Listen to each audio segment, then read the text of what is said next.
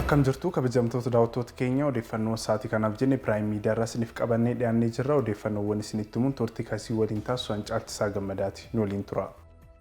Biyyoota akka Biraazil qonna dursanii muuxannoo bu'aa qabeessa argatan waliin hojjechuun faayidaan isaa guddaa ta'uun ibsame. Qonni qo'annoo fi qorannoodhaan deeggarame hojiirra yoo oole yeroo gabaabaa keessatti biyya jijjiiruuf humna akka qabu ministeerri muummee itti aanaa Tamasgan Xuruunaan himaniiru.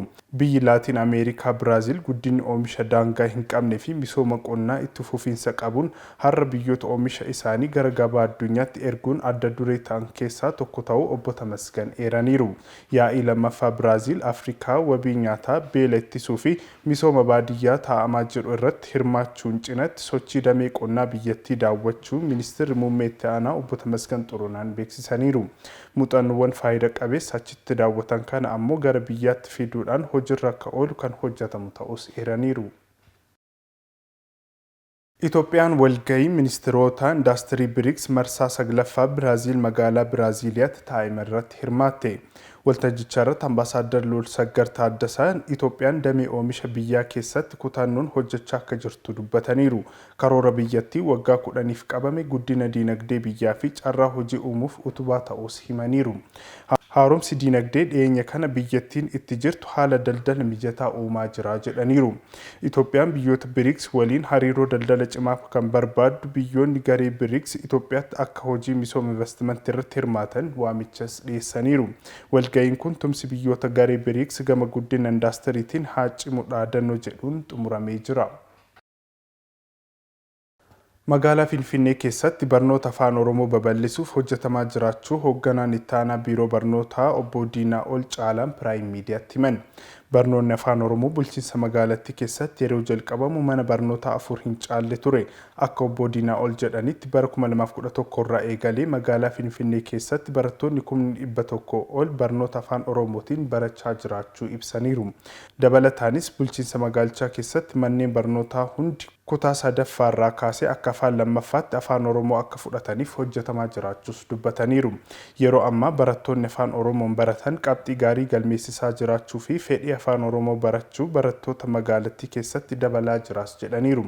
Kitaaba afaan Oromoo qopheessuuf biiroon barnoota magaalaa Finfinnee hayyoota dandeettii afaanii guutuu qabaniin qophaa'e maxxanfamaa akka jirus ibsaniiru.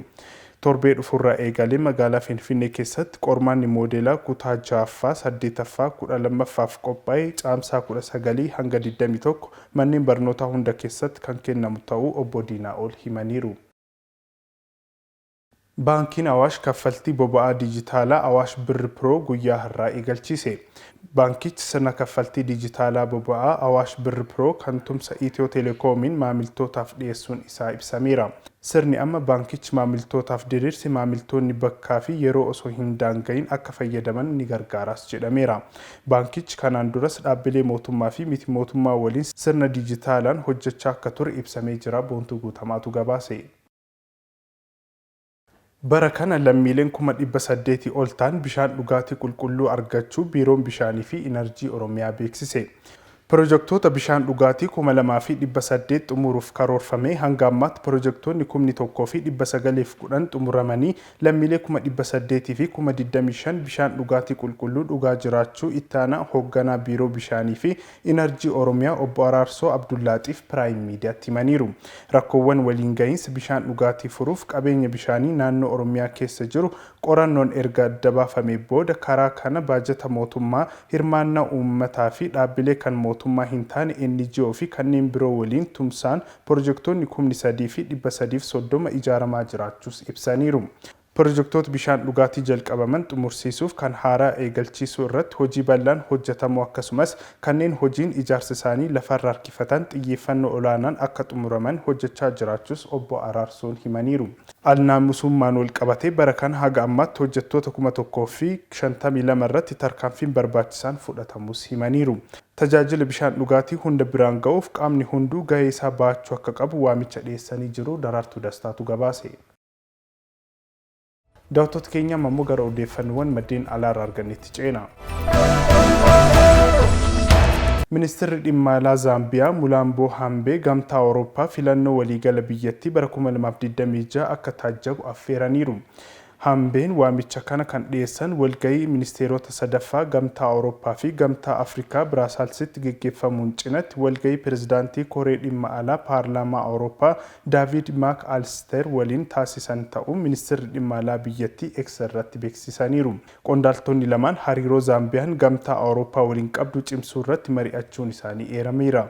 Gamtaan Awurooppaa filannoo waliigalaa bara 2021 ilaaluu isaatiif galata Zaambiyaan qabdu kan ibsan Hambeen mootummaan biyyattii dimookiraasii cimsuuf kutannoo akka qabu mirkaneessaniiru. Maak Alister gama isaaniin guddina dimookiraasii Zaambiyaa fi haala siyaasa nagaa biyyattii keessatti akka mirkanaa'u deeggaruuf Gamtaan Awurooppaa qophii ta'uu ibsaniiru.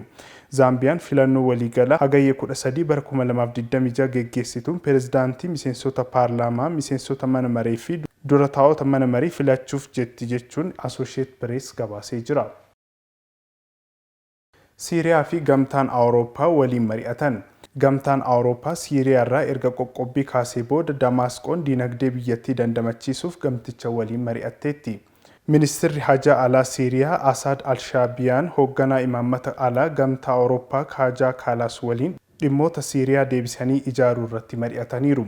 Qondaaltonni lameen gara fuula duraatti wal hubannoon dhimmoota siyaasaa, namoomaa fi dinagdeen irratti waliin hojjechuuf walii galaniiru jedha ibsi ministeera Hajaa Alaa Siiriyaan baase. Akkasumas lammiileen Siiriyaa biyyaa baqatanii turan kabajaa fi fedhii isaaniitiin biyyatti akka deebi'an Gamtaan Awurooppaa dabalatee biyyoota ollaa akka Tarkiyyee, Joordaanii fi Libaanos waliin hojjetamaa jiraachuun ibsameera.